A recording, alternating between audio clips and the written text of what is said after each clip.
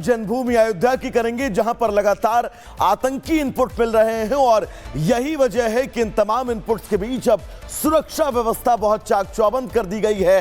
कई लेयर में सुरक्षा व्यवस्था वहां पर की गई है और हर आने जाने वाले पर पैनी नजर रखी जा रही है। रिपोर्ट आपको दिखाते हैं।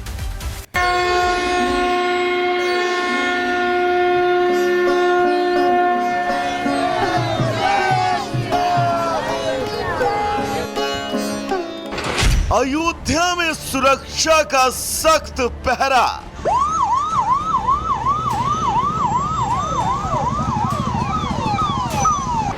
अब परिंदा भी नहीं मार पाएगा पर।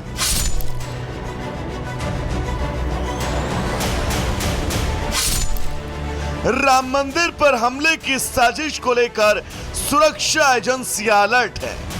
मिल्कीपुर के रहने वाले अब्दुल रहमान को फरीदाबाद से गिरफ्तार किए जाने के बाद भी आतंकी इनपुट की सूचना है, जिसको लेकर अयोध्या धाम समेत राम जन्मभूमि परिसर में सुरक्षा एजेंसियां अलर्ट हो गई हैं। श्रद्धालुओं की भारी भीड़ जो है रामनगरी में आ रही है।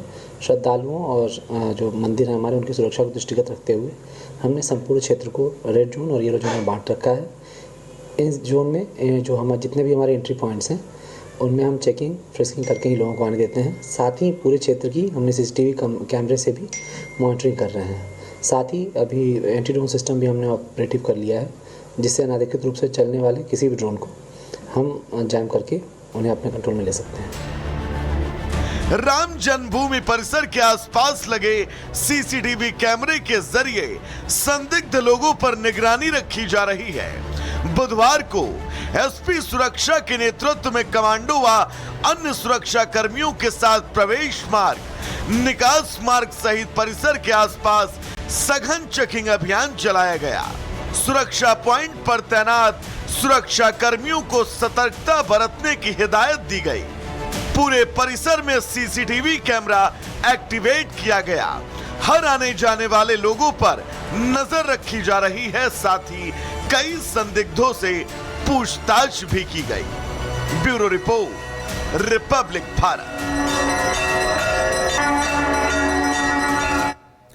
और इधर चार धाम जाने वाले यात्रियों को बड़ी सुविधा मिलने वाली है। अभी केदारनाथ जाने के लिए दुर्गम रास्तों से होकर 21 किलोमीटर का सफर तय करना पड़ता है, लेकिन मोदी सरकार अब यहां रोपवे बना रही है और कहा जा रहा है कि 9 घंटे का सफर जो है 36 मिनट में पूरा हो जाएगा। कैसे, रिपोर्ट से जानिए।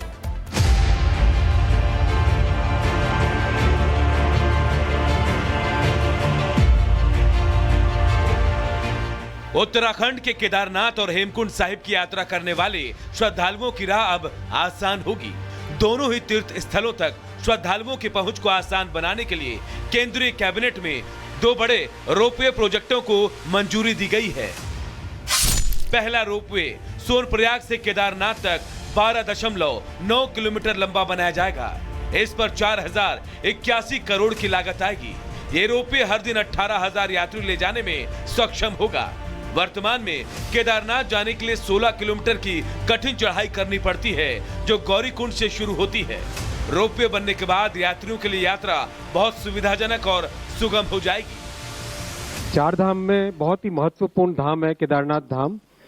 यहाँ एक 12.9 किलोमीटर का रोपवे बनाने का आज फैसला लिया गया है। करीब 4081 करोड़ 4081 करोड़ रुपीस का ये प्रोजेक्ट होगा। 12 ज्योतिर्लिंग में से एक ज्योतिर्लिंग केदारनाथ जी है। वहां पर जितने श्रद्धालु भक्त जाते हैं उनके लिए चार धाम की इस यात्रा में एक बहुत बड़ा माइलस्टोन ये प्रोजेक्ट बनेगा। दूसरा रोपवे हेमकुंड साहिब जी जाने वाले श्रद्धालुओं और फूलों की घाटी घूमने वाले पर्यटकों की सुविधा के लिए बनाया जाएगा। गोविंद घाट से हेमकुंड साहिब जी तक 12.4 किलोमीटर लंबा रोपवे बनाया जाएगा, जिसकी लागत 2,730 करोड़ रुपए आएगी। वर्तमान में हेमकुंड साहिब जी तक पहुंचने के लिए 21 किलोमीटर की कठिन चढ़ाई करनी पड़ती है। रोपवे परियोजनाओं से श्रद्धालुओं के लिए यात्रा आसान होगी। हर मौसम में कनेक्टिविटी रहेगी। यात्रा का समय कम हो जाएगा। पर्यटन को बढ़ावा मिलेगा, स्थानीय अर्थव्यवस्था को लाभ होगा।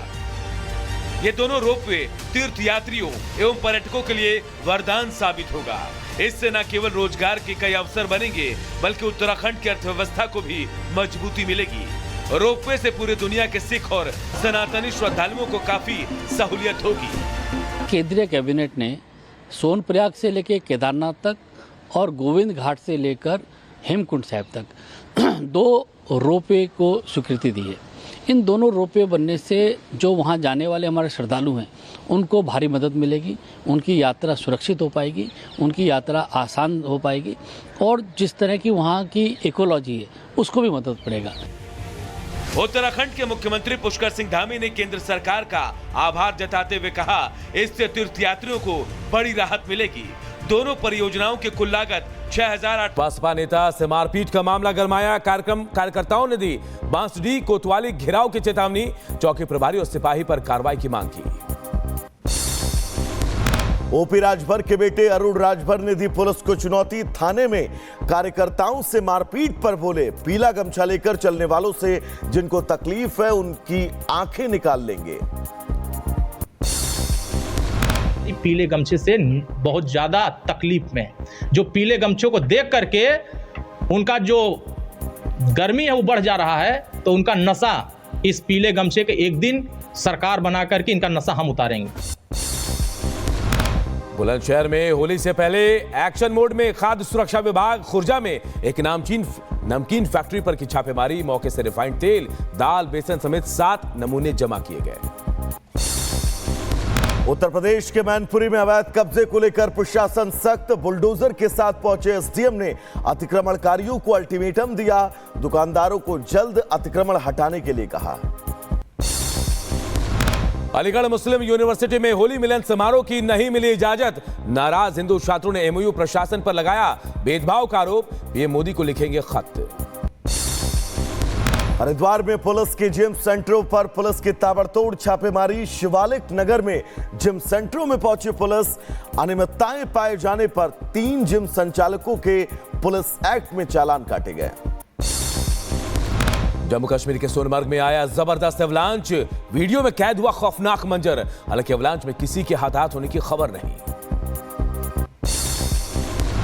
जम्मू कश्मीर के कुपवाड़ा रोड पर बर्फ हटाने का काम जारी। सड़कों पर जमी बर्फ की मोटी परत को हटाया जा रहा है।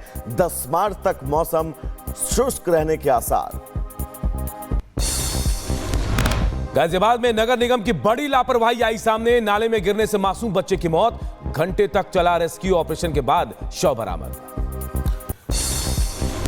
त्रिपुरा के अगरतला में ड्रग नेटवर्क पर पुलिस का शिकंजा। पुलिस ने 8 ड्रग तस्करों को गिरफ्तार किया है।